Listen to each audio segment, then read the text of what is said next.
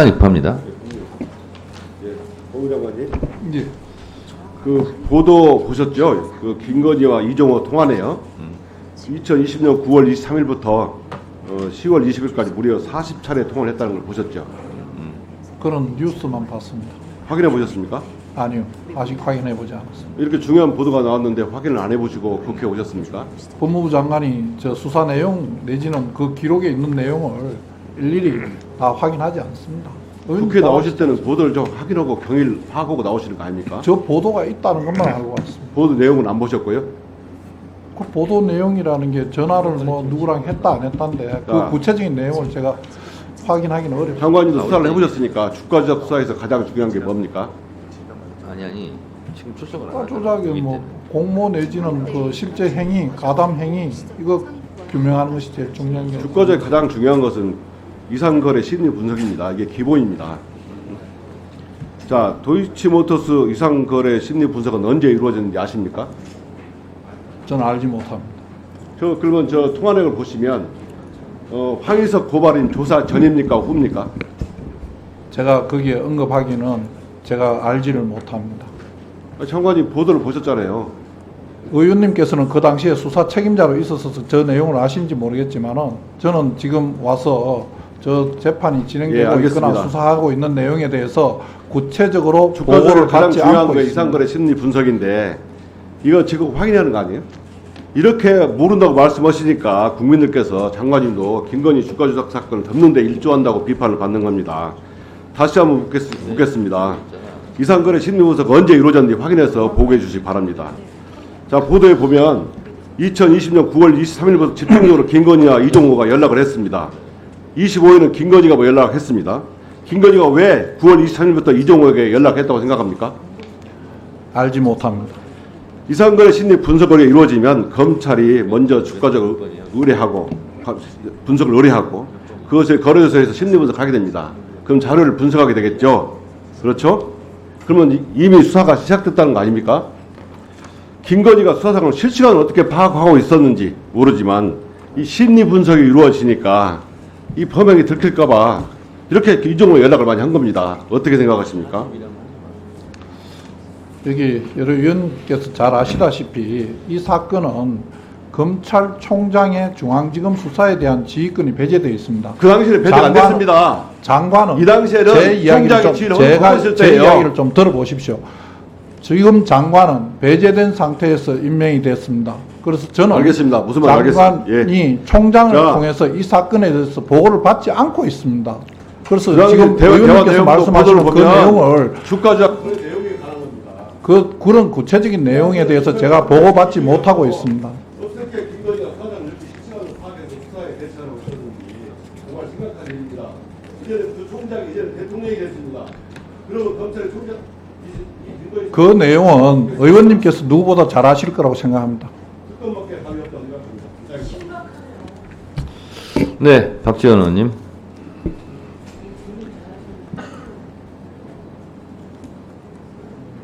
장관께서는 수사가 배제돼 있고 보고를 받지 않고 보도만 보았다. 이런 말씀을 국회에 나와서 자주 하시는데 수사심의위원회 수심위는 디올백을 받은 사람은 기소하지 말고 준 사람은 기소해라. 과연 검찰이 기소 여부를 결정하겠지만 결국 수심위는 국민들에게 수심만 주고 있습니다. 자, 이종호 10년간 김건희 여사와 연락한 바가 없다. 도이치모터스 주가 조작에도 관련 없다라고 했는데 이제 40번의 통화 기록이 나왔고 심지어 김건희 여사의 다른 전화를 통해서 통화한 것도 있다. 이런 것이 밝혀지고 있습니다. 명태균, 이종호하고 똑같습니다. 제2의 이종호예요. 그렇기 때문에 자기가 호가호위했다 하는데 이것을 믿을 국민은 아무도 없습니다. 저는 대한민국의 만악의 근원은 김건희 여사로부터 나온다고 봅니다.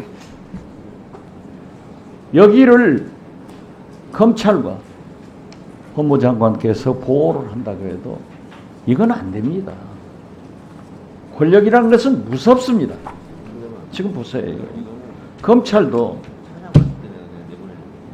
이종호 씨와 40여 번 통화하고 다른 전화로 통화했다는 것도 일찍 알고 있었지만은 수사도 않고 기소도 하지 않은 거예요. 이것도 직무유기입니다. 앞으로 쏟아질 증거인멸에 대해서 어떻게 하시려는지 이렇게 가면요, 저는 봅니다. 김건희 여사가 큰 코다칩니다. 그렇기 때문에 김건희 여사 대국민 공약대로 진짜 백담사라도 가셔서 조용히 사시는 것이 좋다.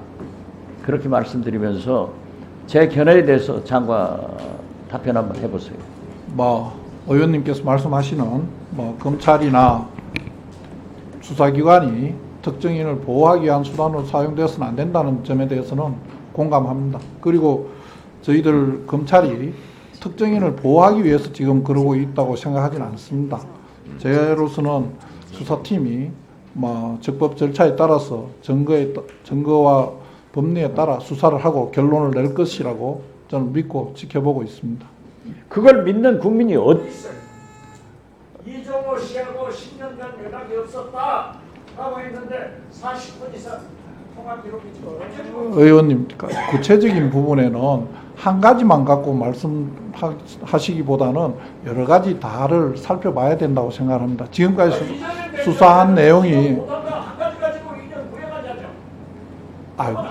그렇진 않습니다. 여러 가지 다 증거와 법리를 따라서 하는 거지, 어떻게 검사라는 사람이 한 가지 사실만 갖고 한쪽에는 이렇게 하고 한쪽에는 이렇게 하고 그러지 않습니다. 그게 가능하다고 저는 생각하지도 않고 한 번도 그렇게 생각하고 검사 생활을 해본 적이 없습니다. 자, 장관님.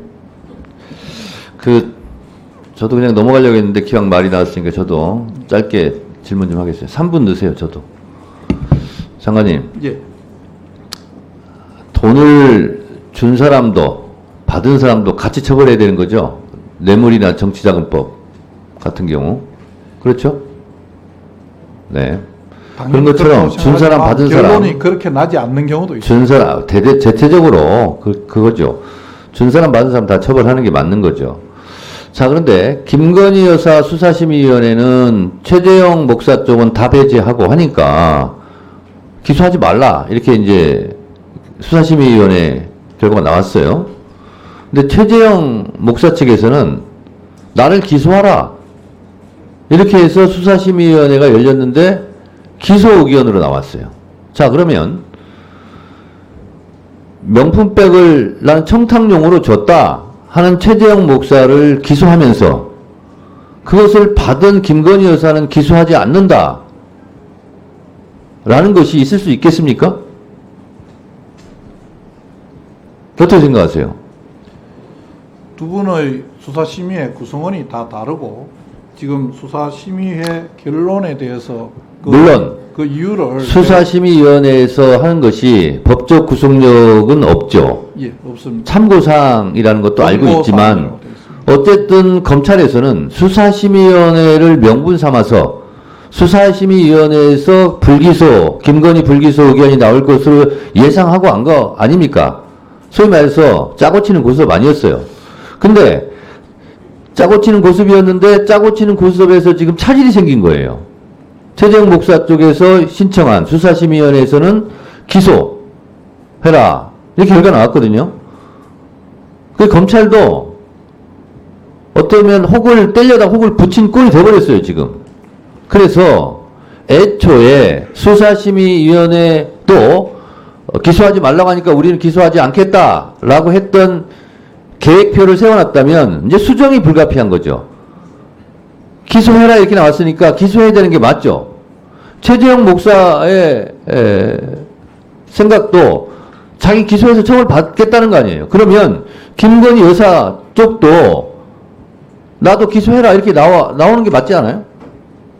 뭐 박지원 의원님은 백담사 가셔라 이런 얘기도 하셨는데 백담사 가시기 전에 해결할 건 해결하고 외상값이 있으면 외상값은 처리해야 되는 거 아니에요?